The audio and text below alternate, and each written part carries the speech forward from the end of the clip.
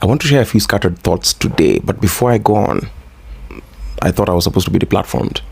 What are you still doing here? If you're uncertain or you're still lurking around, please unfollow and subscribe, whatever it is.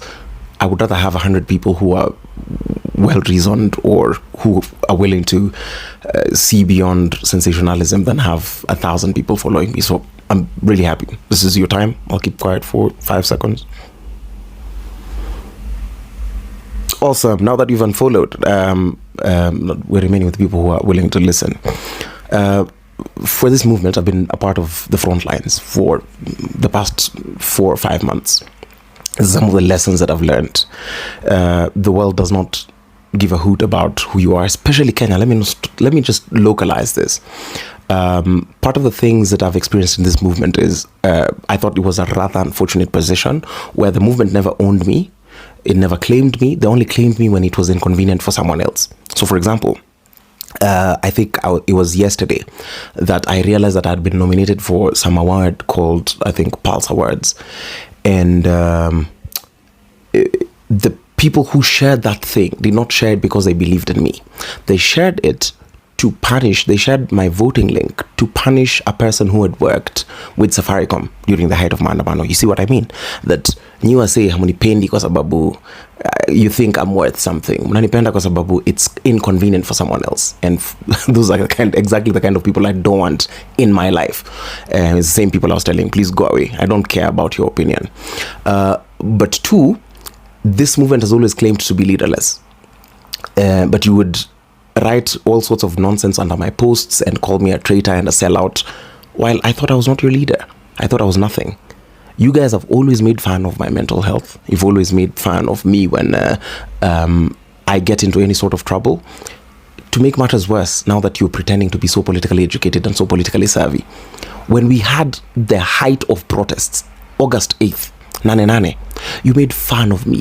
You made fun of me and you reduced all the issues we were fighting for into a marathon match. Where it is so bad that right now you don't even remember what I was fighting for during Nane. You just say, oh yeah, you should have gone to the marathon. For you it was funny. Yes?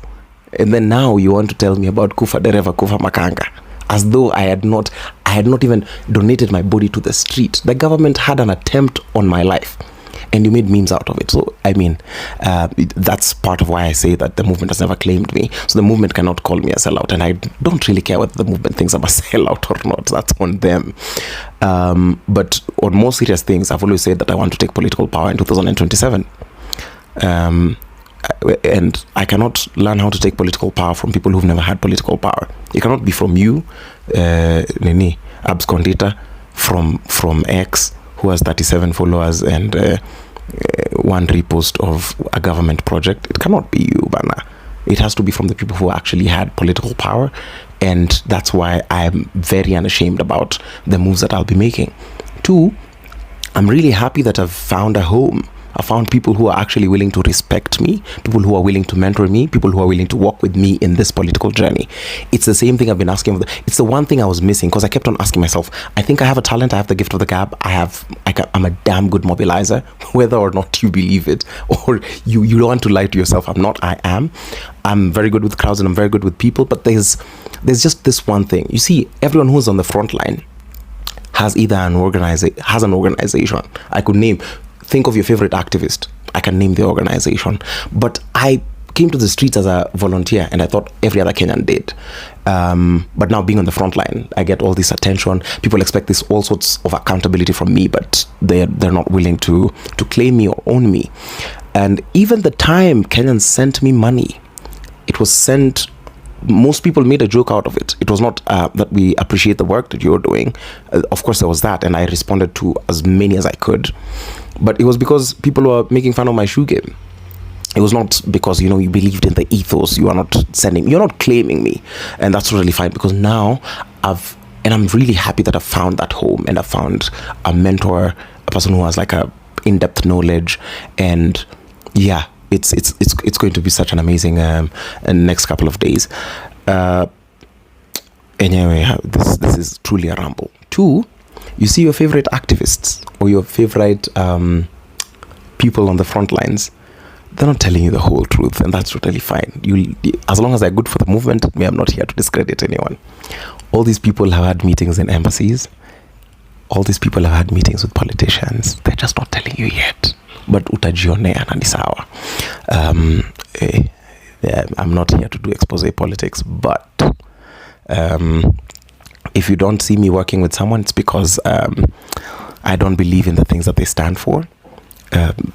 So, and again, this is a democratic space. If you think your form of activism is better, your approach is better, you just go on the streets and you do it. Me, I'm done doing this thing for Kenyans who want to ridicule me. They want to despise me. And I know I have a constituency, the number of people who believe in me. And those are the Kenyans I want to thank. For you guys, I will do the most that I can. I will go and get the most knowledge. I will go and pursue all these avenues while also just being safe, because you guys have proven that there's a whole community that loves me, and I'm actually very grateful for that. So I think in this new moment, I will not just be going to the streets without anything. The tribal bigots who sold us this government are the ones now who are telling me, go and castigate this government. It's not going to happen. If you think that you're good enough for the fight, you organize the way you organized, you go to the streets the way we went to the streets, or you do that. But for me, at this particular point, I think I'm going to take the diplomatic route. I've seen it works. It's effective. It gets more done. I don't endanger the lives of anyone. And me, sasa hii story yenyu yenye mnataka kunitumia, people want to send me dossiers, they want me to be the guy who does exposés. That's not my brand of politics. When I said, and I made a video when I had an account that had maybe 7 followers, and I remember after 2022, the election, I said, I'm going to vie for political office. Somebody just reminded me of that today, and I was so grateful that they brought up that video. And it's such a powerful reminder of what we speak to. So also don't threaten me with CGO possibility of taking political power. I know I'm going to be a great political leader. Might not be 2027, might not be 2032, but if I set my mind to it, it will happen even in 2027. So I'm super excited. I just wanted, this video is to shed off any dead weight. If you're here and you think you're going to hold me hostage or whatever, CGO, your insults, those are going to work. They would work in week 3 or week 4 of Maandamano, when I used to really care about people, or the day that I was cornered.